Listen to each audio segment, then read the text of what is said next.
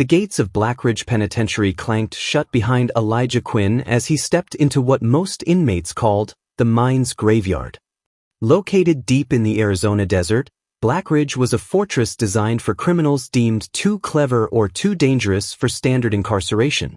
No one had ever escaped, not even close. Elijah wasn't like the others.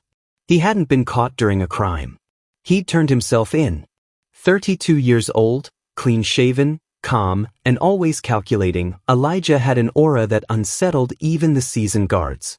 His conviction had baffled the press. A genius engineer accused of orchestrating a series of digital heists across Wall Street, Elijah had defended himself in court, confessed to every detail of the crimes, and still, no one could find where he had stashed the $480 million. Some called him a traitor. Others called him brilliant. Elijah called himself a student of systems. As he walked through the prison intake process, he observed everything. How the guards rotated, how the cameras moved, how the power system buzzed slightly offbeat every 17 seconds. He noticed that the prison scheduling board, updated digitally in the admin hallway, had an older backup panel directly underneath it, one that was never touched. "Strip. Face the wall," barked a correctional officer. Elijah obeyed, not saying a word. Not yet. He needed to be underestimated. Blackridge wasn't built for rehabilitation. It was built to break men. Solitary cells, soundproofed blocks, a strict no-technology policy. Inmates were categorized and grouped based on psychological compatibility, not danger level. Elijah was placed in D-Wing, reserved for quiet inmates, those with minds, not muscles. His cell was a 10 by 10 concrete box with nothing but a thin mattress, a sink, and a toilet. No books, no window, no mirror. But Elijah didn't need comfort. He needed data. For the first week, he kept to himself. He walked the yard in silence, nodded politely during chow time, and never initiated a conversation. But all the while, he listened. The way the gravel crunched under his shoes. The schedule of when the lights flickered. The angle of sunlight at different hours. And most importantly, the patterns of human behavior. On the 9th day, he made his first move. He sat beside an older inmate during lunch, someone who'd clearly been around a while. "You were an electrician before this, right?" Elijah said quietly. The man looked up, surprised. "Yeah. How'd you know that?" "You grip your fork like a wire cutter. Only people who've twisted copper for a living do that." The inmate chuckled. "Name's Marvin." "Elijah." That one conversation opened the door. Over the next few weeks, Elijah gained trust without asking for it. He never talked about escape, never complained, never tried to barter. Instead, he helped Marvin fix a loose bed frame using only pressure from the sink handle. He advised another inmate how to file a complaint to the warden that actually got a response. Word got around, Elijah wasn't just smart. He was useful. But beneath the surface, every interaction had a purpose. He was mapping skills, routines, weaknesses. He learned that the night shift guard in D-Wing, Officer Turner, had a habit of microwaving popcorn during his 2 a.m. break. He learned that Block B's water pipes made a distinct humming noise when overpressurized.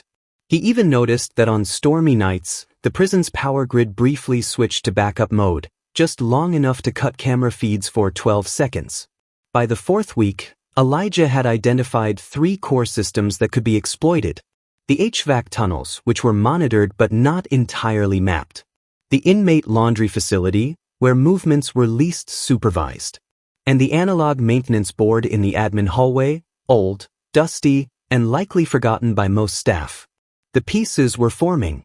But this wasn't going to be a Hollywood-style prison break with explosive distractions or guard manipulation. Elijah's escape would require something more elegant, something invisible. He began subtly altering his routine. He started folding laundry in the prison workshop, a job no one wanted. He volunteered for floor cleaning duty during the graveyard shift. And one evening, during a cell inspection, he intentionally dropped a paperclip he'd bent into a small hook. When the guard noticed it, Elijah apologized, saying he was trying to create a way to hang his towel.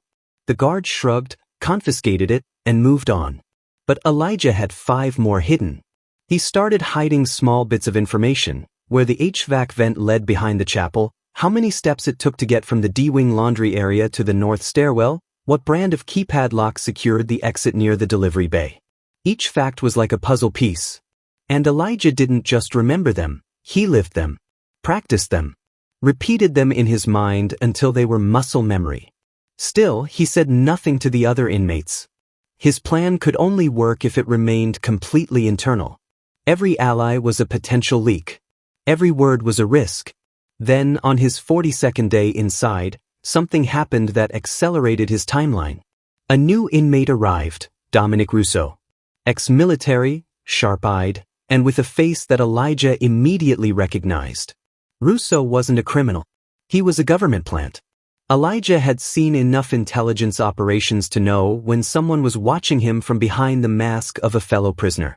Russo was too composed, too fit, too aware. The government hadn't given up on finding the stolen money. They were sending someone in to extract it from Elijah's head. It meant one thing: Elijah had to escape. So, as the lights dimmed in his cell that night, Elijah stared at the vent cover near his ceiling. The screws were standard issue. The grate was aluminum. He'd need less than 5 minutes to remove it with the tool he'd built from bed frame scraps and toothbrush plastic. He could time it between Turner's popcorn break and the next hallway patrol. His lips curled into a faint smile. The countdown had begun. Elijah Quinn had never believed in luck, only variables. And tonight, every variable aligned.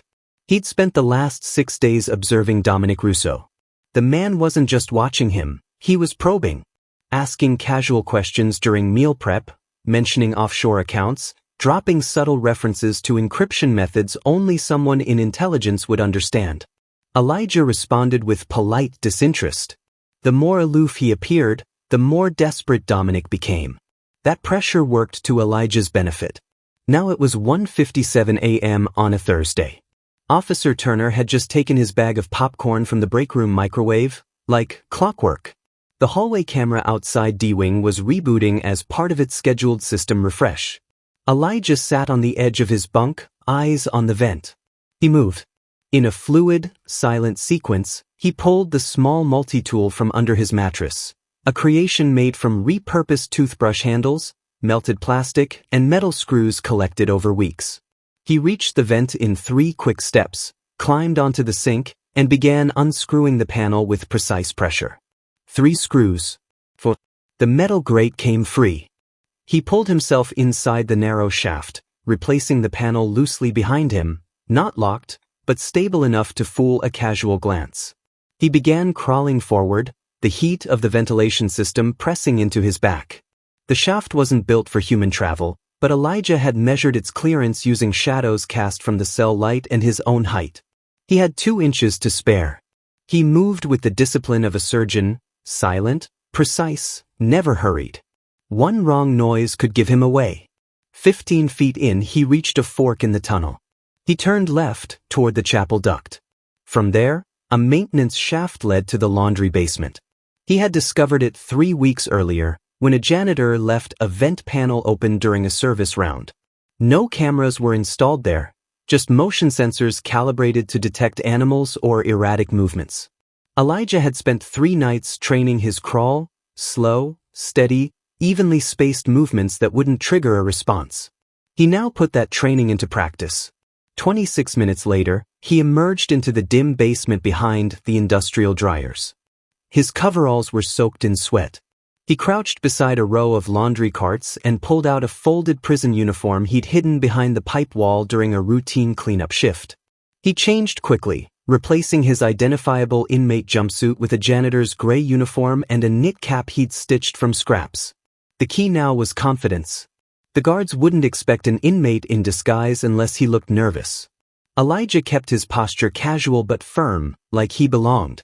He rolled out a laundry cart filled with sheets, pushing it through the dimly lit hallway toward the north stairwell. A motion-activated light clicked on. He didn't flinch. The timing had to be perfect. He pushed the cart up the ramp into the rear hallway that led to the storage bay. No cameras, just 2 locked doors and a keypad-controlled security gate at the end. He approached the first door, a steel maintenance panel that hadn't been updated in over a decade. Elijah had memorized its key code after watching a repairman enter it during week 2, 0739. The door opened. Inside, he found what he needed, an electrical breaker switch connected to the backup grid. He flipped the breaker, waited 3 seconds, then flipped it back. The entire building hiccuped. Lights flickered. Cameras cut out for 11 seconds. He moved fast. Cart abandoned. He approached the final keypad at the back gate. This part was the riskiest. He hadn't cracked the code, but he didn't need to. 3 nights ago, Elijah had hidden a conductive loop made of stripped wire inside the panel's casing when he was assigned to polish the floor nearby. He now reached under the keypad, snapped the makeshift override into place, and shorted the lock's magnetic circuit. The gate clicked. Not open, but unlatched just enough. He pulled it forward half an inch, then froze. Footsteps. Voices. 2 correctional officers chatting casually, approaching the loading dock entrance just 30 feet away. Elijah slipped behind a stack of boxed bleach containers. The smell burned his nostrils, but it masked his presence. "Can't believe Russo got in so fast," one guard was saying. "Feds really think that Quinn guy's gonna crack?" The other laughed. "They all crack eventually. Or they disappear." Elijah clenched his jaw. They were close, closer than he'd predicted. The guards paused at the security gate, swiping their badges and stepping through. Elijah waited.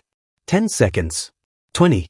When the coast was clear, he slipped out behind them, blending into the shadows outside the dock. Desert air struck his face like a slap. For the first time in 43 days, he was outside the walls. But this was only phase 1. He sprinted across the perimeter field, keeping low to avoid the single rotating spotlight. He knew the prison fence wasn't electrified, another budget-saving measure the state had implemented and quietly buried in an audit document Elijah had read during his trial. He reached the outer wall and began pulling away the thin panel of fencing he'd loosened days ago using a file-down fork, planted during outdoor cleanup duty. It peeled away like foil. He slid through. And just like that, he was free. But freedom in the desert was fleeting. He had no phone, no map, no ride. 3 miles east, hidden beneath an abandoned drainage culvert, was a backpack. Inside was a satellite phone, a set of clothes, and a map. He had stashed it there months before surrendering to the FBI. Because Elijah hadn't just escaped from prison. He'd planned the entire thing, from the arrest to the confession to every second of the escape. As he jogged into the darkness, he didn't look back. Blackridge was behind him. Ahead, the real plan was just beginning. The desert night was silent except for the crunch of Elijah Quinn's boots on gravel. His legs moved steadily, a rhythm born not from panic, but from purpose. He wasn't just fleeing from Blackridge. He was moving toward something no one had yet imagined. He reached the culvert at 4:11 a.m., beneath a dry creek bed that hadn't seen water in years. Beneath a slab of concrete he had buried months before, he unearthed the waterproof bag. Inside, a gray windbreaker, hiking boots, energy bars, a map with markings in red ink, and a satellite phone. No GPS, no tracking chip.